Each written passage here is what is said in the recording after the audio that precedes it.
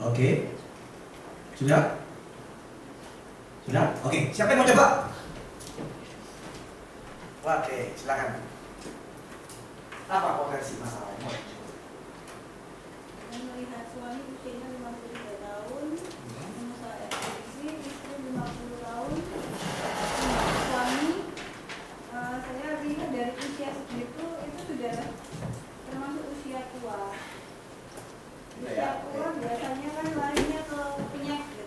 Oke. Berarti potensi problemnya yang pertama, resiko kesehatan meningkat. Betul ya? Resiko kesehatan meningkat. Terus, soal.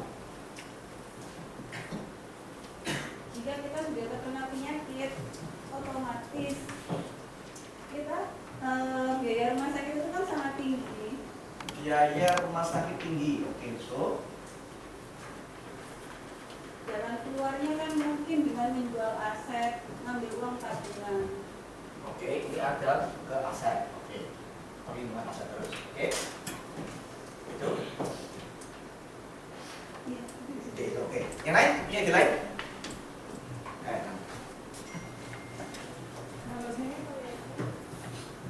Kalau saya melihatnya, karena dia mempunyai 2 anak, nantinya pada saat meninggal itu akan kesusahan untuk membagi warisan. Oke, good. Pembagian warisan. Punya 2 anak, susah bagi warisan. Masalah kewarisan ya. Pembagian warisan. Kenapa kok pembagian warisan bermasalah? Karena kalau mesti jual rumah dibagi proporsionalnya, apalagi kedua-duanya sudah berkeluarga tuh akan menimbulkan masalah. Oke, potensi konflik tinggi ya. Ya. Ada potensi konflik. Good. Terus itu ya. Ada lagi yang punya ide lain? Pensiun. Ya, enak. Kalau dari lihat di sini, ini langsung saya pikirnya langsung PHS. PHS, oke, kenapa? Dia ekspedisi, usia 53 tahun, nggak punya asuransi sama sekali. Katakanlah orang ekspedisi yang rumahnya di Papua ini, yang kirimnya kontaineran. Katakanlah dia di Singapura, di Kuala Lumpur, makan, ketemu klien, nasabah, kemudian keracunan makanan, belum masuk rumah sakit. Tinggal menunjukkan kartu PHS yang kelas berapa, sudah dia aman. Tapi kalau dia nggak punya asuransi atau prudensial PHS, dirawat di sana dia bisa dan mungkin dia bisa keluar biaya tinggi. Oke. Jadi kurang lebih sama tadi enggak? Iya. Ya, saya Bersama ya, PHS. bersama. Oke. Yang lain? Ayo.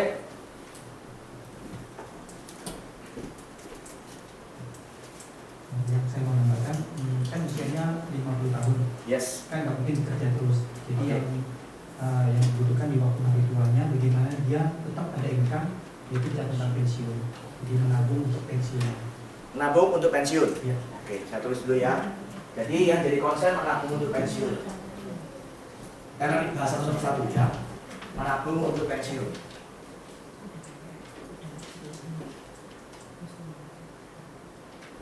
Yang lain? Sudah? Sudah? Ya, Aisyah. Apa ya? Ide apa yang mau dijual? Ya, di sini kan tadi kan sudah ditambahin sakit krisis ya, risiko sakit krisis. Nah, pada saat orang sakit krisis, ya, ketika orang kena sakit kritis, di situ kan kepemimpinannya dia sebagai seorang pemilik usaha kan tidak ada. Nah, otomatis istrinya kan tidak dapat menggantikan dia secara langsung kan, butuh waktu. Sedangkan uangnya lari ke biaya sakit krisisnya dia, sakit kritisnya dia. Nah, di sini kan dia butuh dana untuk kelangsungan hidupnya dia selama dia belajar menjadi seorang pemimpin pengganti suaminya. Oke. Jadi maksudnya istrinya belum tentu bisa menggantikan posisi suami, gitu ya maksudnya ya. Betul. Oke, kita lihat ya. Istri belum tentu bisa menggantikan suami.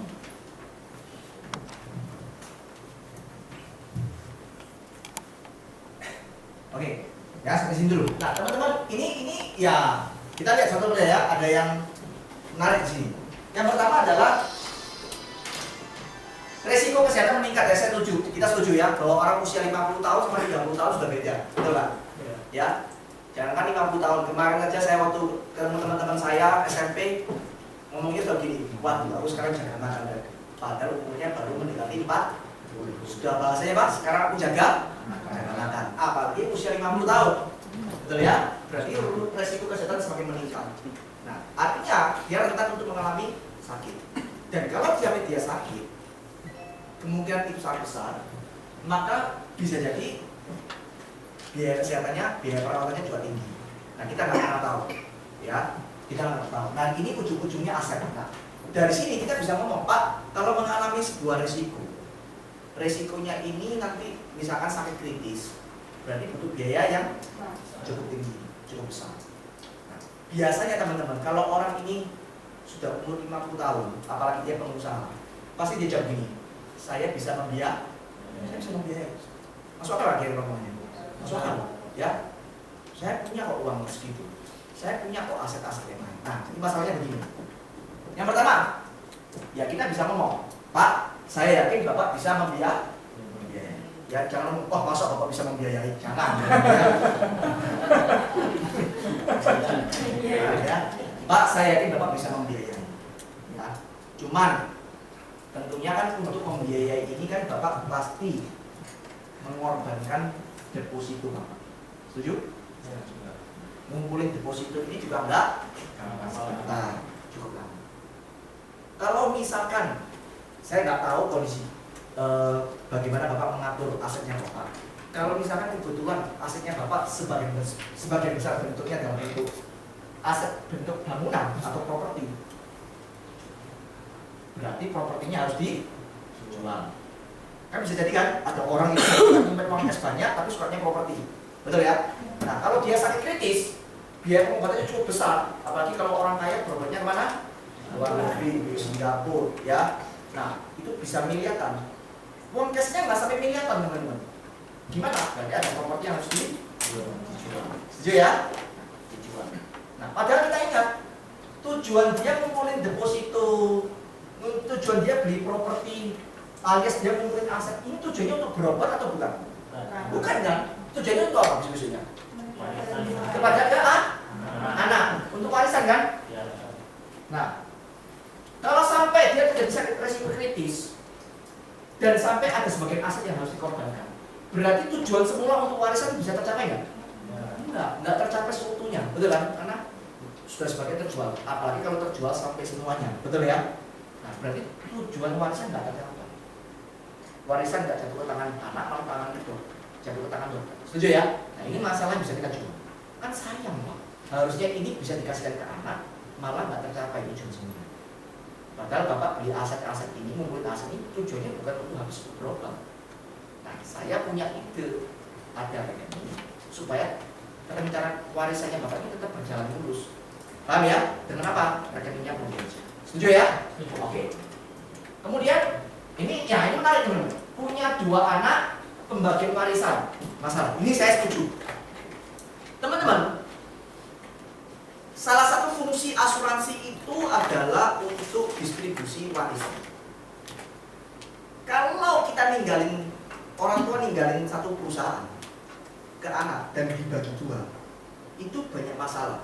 Ninggalin properti juga banyak masalah. Misalkan saya ninggalin rumah ke anak, ya, rumahnya 1, bagi ke 2 anak.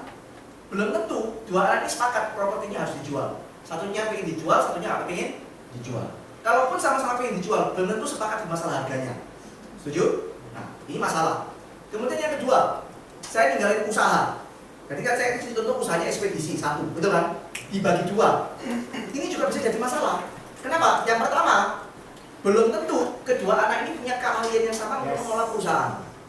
Ya, yang satu anak pertama memang dia sangat ahli sekali mengelola perusahaan. Anak kedua dia nggak di situ passionnya dan tidak terlalu suka mengelola perusahaan. Nah, ini jadi masalah. Bisa jadi nanti kemudian dari anak pertama merasa, kamu ini nggak terlalu ngapa-ngapain, semua saya kerjain, kamu enak-enak aja terima pembagian 50%. Bisa jadi masalah di kemudian hari. Ya, nah. Jadi gimana? Dengan polis asuransi ini bisa menjadi solusi. Solusinya gimana? Contoh, kalau Bapak ini tahu persis, sama perusahaan, anak kedua dia lebih suka bisnis kuliner misalnya begitu ya. Maka yang dilakukan bapak ini apa? Ya gampang. Anak perusahaan yang pertama dikasihkan ke anak, yang anak kedua, anak pertama, anak yang kedua dikasih apa? Dikasih uang cash dalam bentuk polis asuransi yang nilai uang pertamanya senilai perusahaan ekspedisinya. Misalkan perusahaan ekspedisinya dinilai nilainya 10 miliar, jadi dikasih uang pertambahan 10 miliar. Paham ya? Nah, dan kabar baiknya untuk ngumpulin 10 miliar, untuk kasih 10 miliar dia nggak perlu ngeluarin uang 10 miliar. Ya. Nah, banyak ide yang bisa kita jual untuk warisan. Ya, saya kasih tambahan ide. Misalkan, kalau Anda harus pengusaha, Pak, Bapak sudah mikirkan tentang warisan nggak buat anak? Oh sudah. Ngomong-ngomong Bapak sudah persiapkan berapa? Katakan berapa? Oh saya sudah punya 1 miliar. Saya sudah siap di bank 1 miliar. Yang setiap saat saya mau kasihkan ke anak saya. Siap, tolong jangan speaker ya. Rawat. Ya, saya punya uang 1 miliar. Saya punya 2 anak. Kalau saya punya uang 1 miliar, saya bagi ke 2 anak. Berarti masing-masing anak terima berapa? 500 juta. Kita bisa ngomong, Pak, kepingin nggak bisa kasih lebih dari 500 juta untuk masing-masing anak?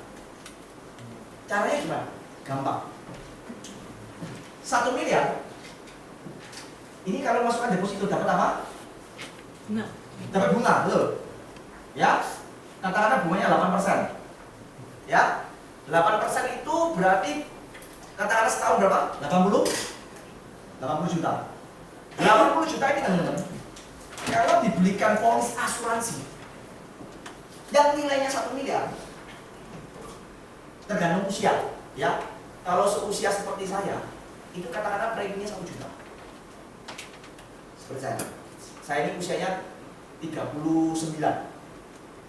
Ya, 1 juta. Preminya berapa? 1 sebulan. Setahun berapa? 12 juta. Ya, katakanlah, nah 12 juta. Bayangkan, kalau saya nabung 12 juta setahun, 10 tahunnya berapa?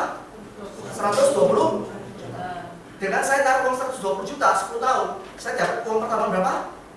1 miliar. Anda lihat pelipatannya, betul ya? Artinya apa? Saya cuma ambil sebagian dari bunganya saja, saya bisa mendobel uang pertama, uang warisan saya menjadi berlipat-lipat, betul nggak? Kalau sekarang saya punya 2 anak, saya punya uang 1 miliar di bank dengan bunga 80 juta,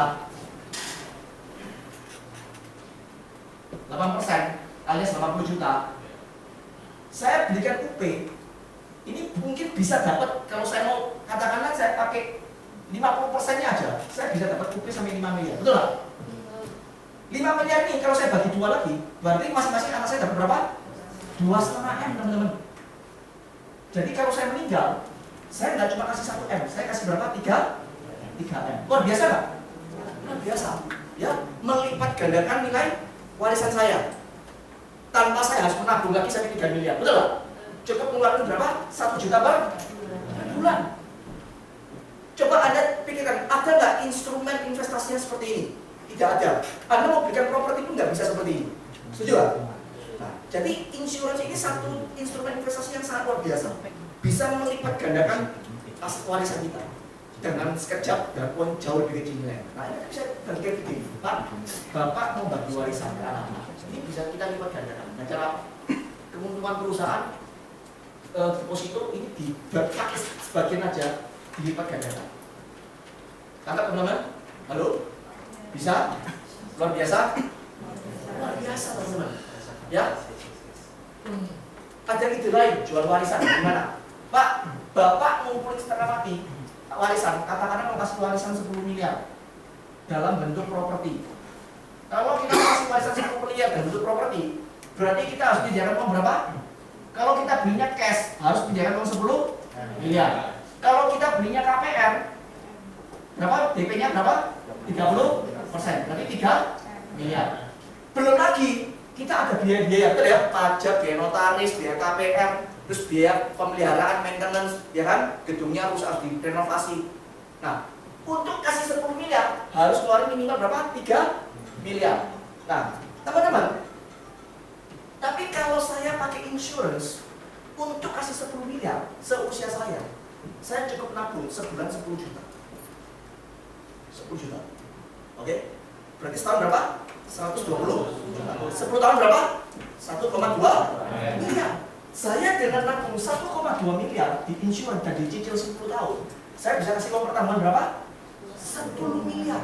Dan tidak ada biaya maintenance dan sebagainya. Betul? Coba Anda bayangkan.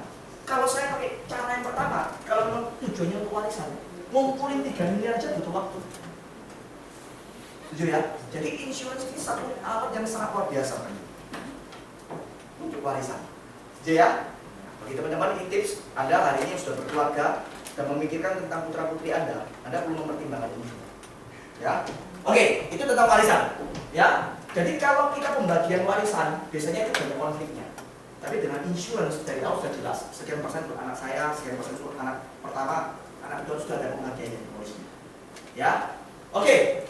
Menabung untuk pensiun. Nah, teman-teman, ini harus saya koreksi.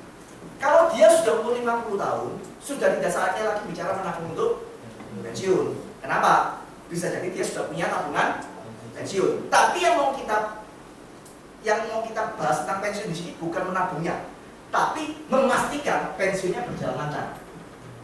Maksudnya apa? Kalau dia mengalami risiko yang pertama sampai sakit kritis, bisa jadi tabungan pensiunnya dia terpakai. Setuju nggak? Ya, saya pernah ketemu satu klien calon nasabah, waktu itu masih ingat saya awal-awal saya jadi agent.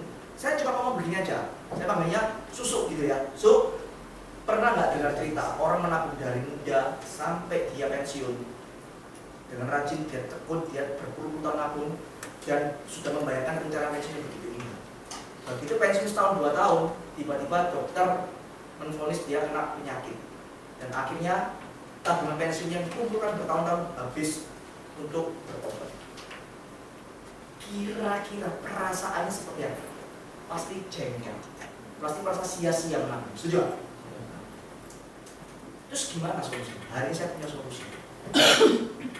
Paham ya? Perlindungan rencana pensiun, bukan menabung lagi. Kalau menabung udah nggak nutut, karena sebentar lagi dia pensiun, betul ya? Tapi melindungi rencana pensiunnya sudah dirancang jauh-jauh hari supaya tetap berjalan smooth. Ya.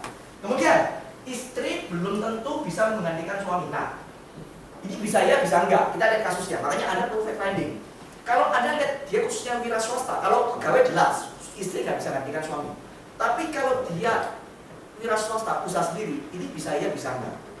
Kalau Anda lihat bahwa istrinya terlibat aktif dalam mengambil keputusan, ya Anda jangan jual masalah ini, nggak akan mengenang. Ya, nggak akan mengenang. Oh, istri saya lihai, malah istri saya lebih lihai dari saya, ya Anda nggak akan mengenang. Tapi kalau Anda merasa bahwa istri saya ini memang tidak bisa sepenuhnya menggantikan saya, Anda bisa jual ini. Ya, contoh, saya pernah ketemu satu klien, saya ngomongnya gini, Pak, hari ini Bapak punya usaha begitu maju, karena ada sosok Bapak.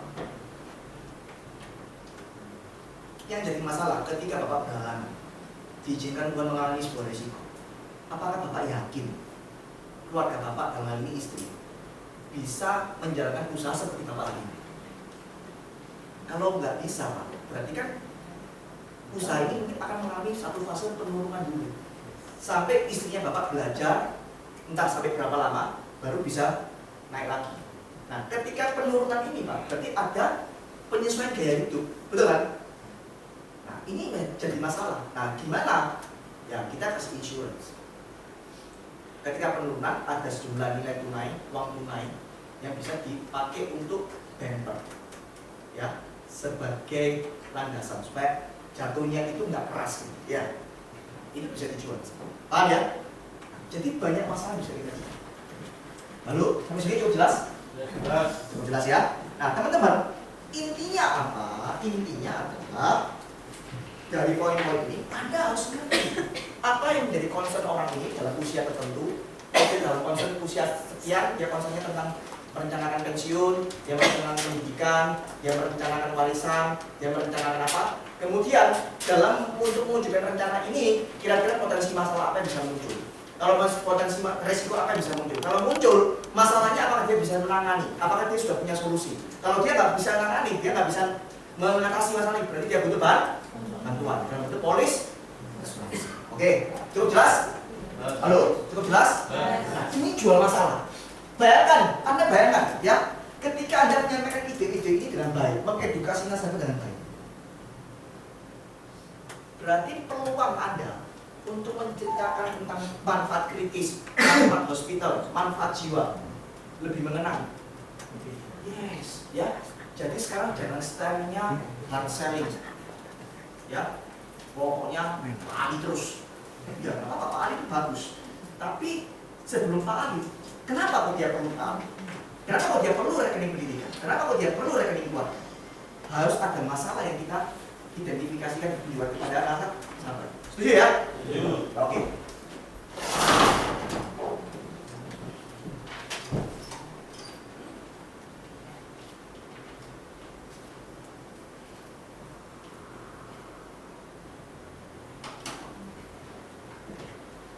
Oke, sampai sini ada pertanyaan? Sebelum kita sambung ke sesi berikutnya. Gak ada? Cukup jelas? Jelas ya? Oke, ini kita, Anda kalau mau ke toilet silakan, karena habis ini kita mau masuk sesi presentasi, ya. Ada yang mau ke toilet? Saya kasih waktu sekian menit, ya. Kalau nggak ada saya akhiri, kita akan masuk sesi presentasi. Terima kasih, selamat pagi. Teman-teman saya sarankan ikut sampai terakhir ya, sampai sore ya. Habis ini